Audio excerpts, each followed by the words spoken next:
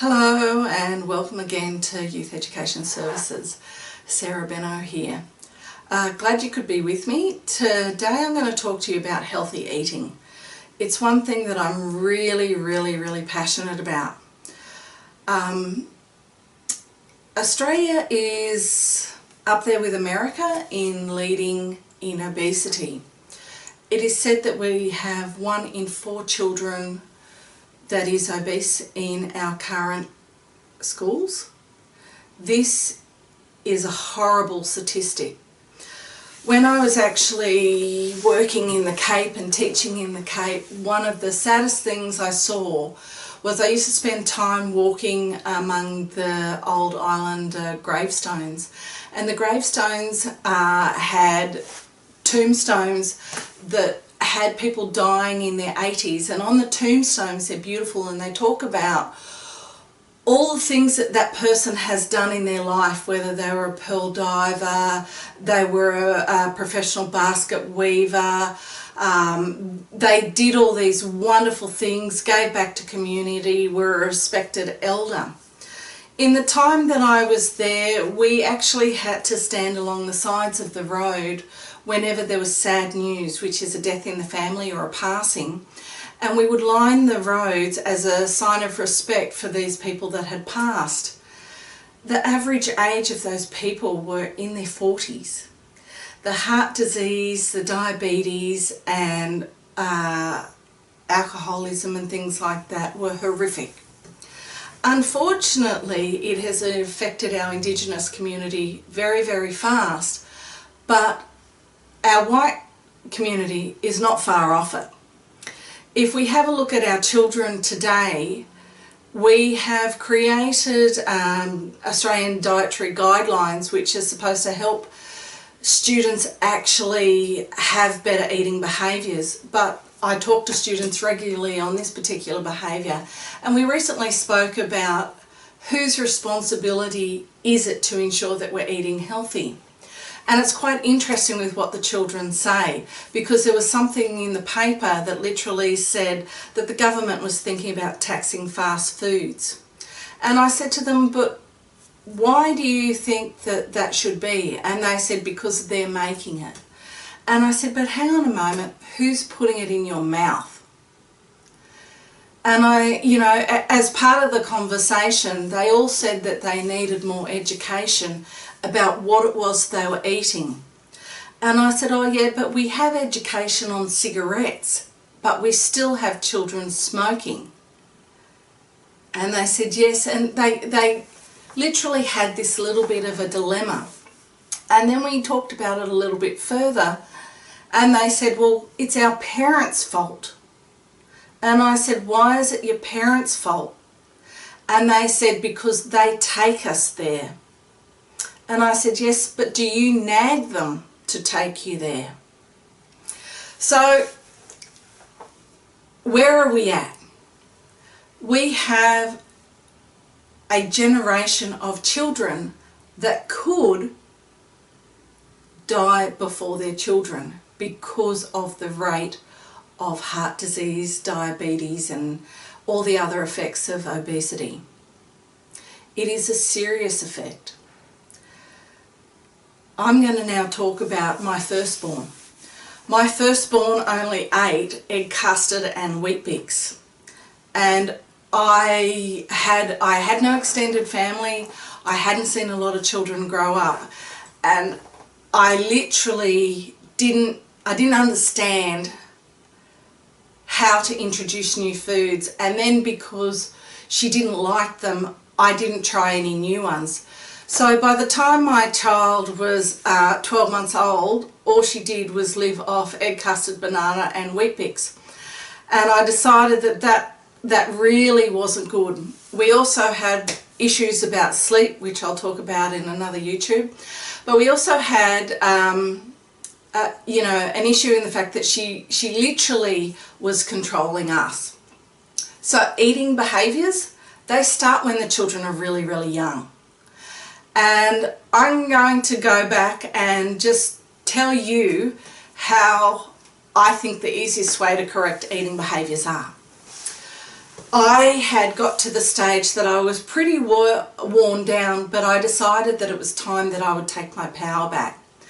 So the first thing I did was read Dr. Christopher Green's Toddler Taming, and it was brilliant. It told me just what I needed to hear, and that was that my child was coming to live in my house. I was not living in its house. So together with my husband, I actually just made the decision that things were going to change and that we would work together and change the behaviours that I had created in my daughter. It was hard work. It was very hard work. But at the end of the day, I knew my child was not going to starve. And I knew that I had created the behaviour and I was the only one who could reverse it. So what did I do? I got rid of everything out of the house that I didn't want. So I got rid of the egg custard for a start. And then I made them eat exactly what I was eating. So I had to tame down some of the foods that I was eating. But I found when we all sat together and ate together, there was no problem with it going down. Now, if you're at that stage that you already built that behaviour up into something really, really bad, then it is going to be really, really hard work for you. But if you have children that are that little bit older and you can already see that they're starting to put on the weight or that they have some bad eating behaviours, go to the cupboard, open the cupboard, get rid of the muesli bars, get rid of the soft drink, get rid of the cordial, get rid of all the sugar. Get rid of all the highly processed crap and put in the good stuff. It's really that simple. If there's nothing else there to choose from, they will eventually eat it. So get rid of the shapes, get rid of the chips and the whatever in the lunch boxes and put a piece of fruit. If they don't like fruit, you have to teach them to like it. You're the parent. These eating habits have come from you. You have to take the power back and you are responsible for ensuring that they do like those other foods. So get rid of all the high refined stuff. There is nothing wrong with, brown bread. If you have to eat white bread, make sure you're putting something healthy in it.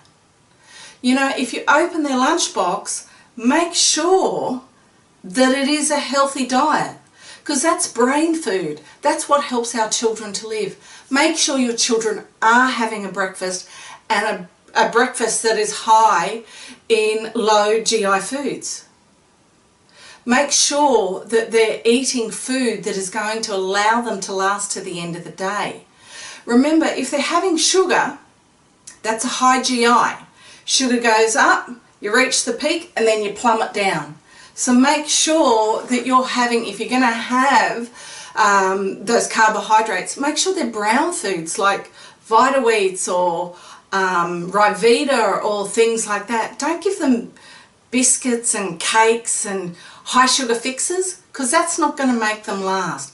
Make sure they're having their, their vegetables and they're drinking water. Water, for goodness sakes. Children need to drink water. And remember, cakes, fast foods, soft drinks, cordials, they're sometimes foods. So if they're having them once a day, wow, you're setting that kid up for that statistic. If those kids are having them once a week, think again. They're sometimes foods, sometimes. That means once a month, once every 3 months. They shouldn't be having them once a week.